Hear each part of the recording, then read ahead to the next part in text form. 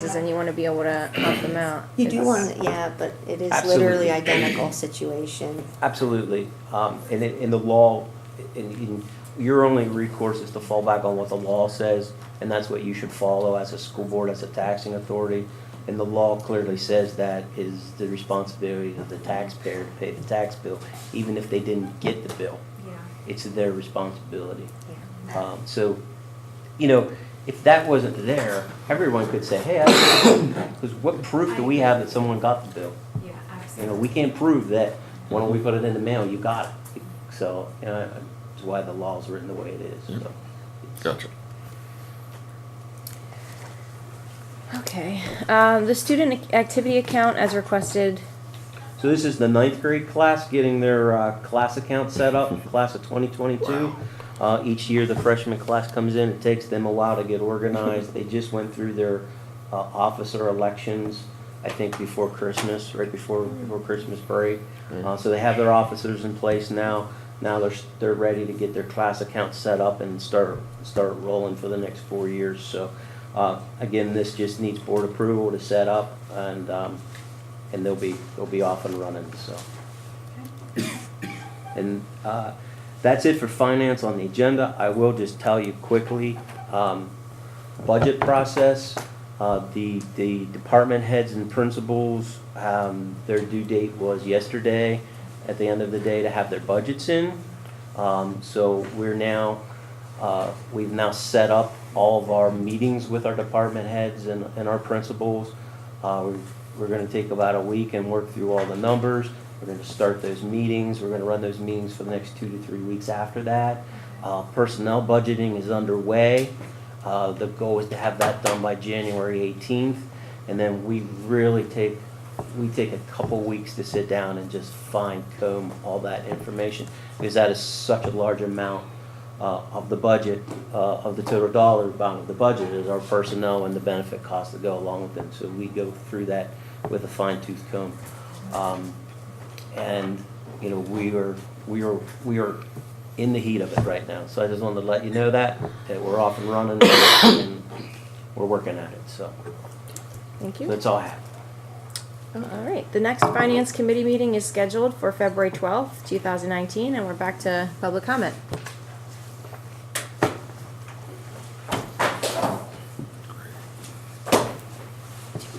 Good evening, Lee Rachael. There's no microphones, is there? No. So, I was really fascinated with the discussion tonight about Rachael's challenge. Thank you so much for your interest and your passion to bring this awareness to our community. I think it's really hard to put a price on life. So one of the challenges is trying to weigh out your expenditures with such a large number of kids. I think part of the research that they've done is they've said there's been some kids that come up, and, like anytime you have a large assembly, somebody's going to get emotionally impacted. They'll be sitting in the audience. They'll be like believing that whole message is directed right to them, and they'll come up and talk to somebody. So I think one of the things they mentioned is that they think they've prevented 8 mass shootings and hundreds of suicides. It's hard to tell. So it's hard to put a price on life. Having been in the field my whole life about prevention and intervention, it's always tricky with numbers. When they throw out numbers like this, there's such a trend going on all over the country in reducing discipline referrals. There's so much awareness now than ever about prevention. So everybody wants to claim it was their intervention. Sometimes it made a difference. To me, it doesn't matter what really, is the cause of the change. I think that one of the things, I heard somebody said that the suicide number was like 42%. Did somebody say that? It's a high number. 41, 42? I thought it was. It was, yeah. So were you talking about Pennridge?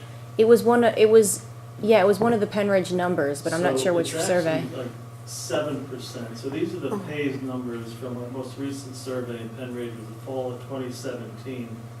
7% of seniors attempted it that year. 4% of 6th graders, 6% of 8th graders, and 9% of 10th graders. The more frightening statistic is those that attempt it twice.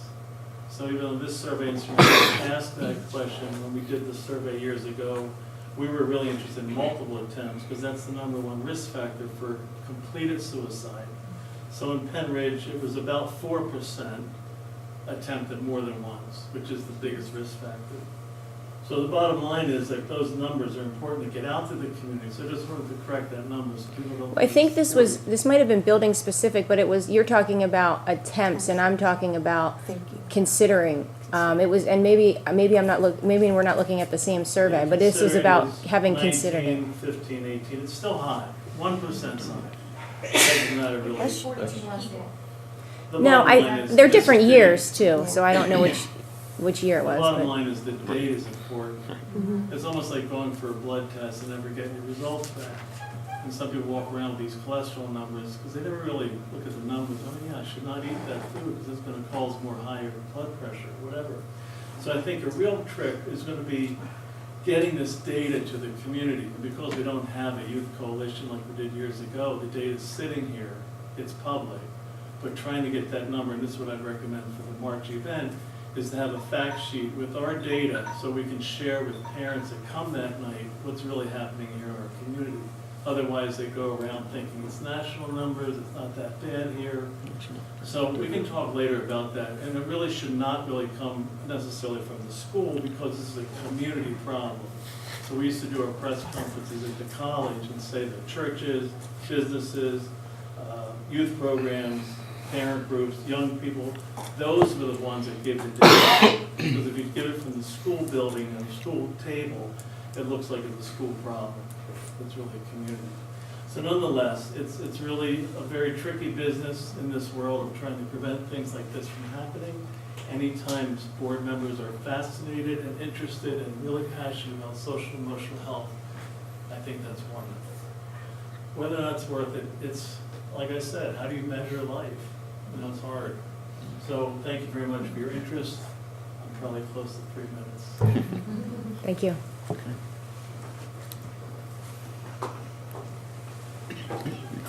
Any other comments?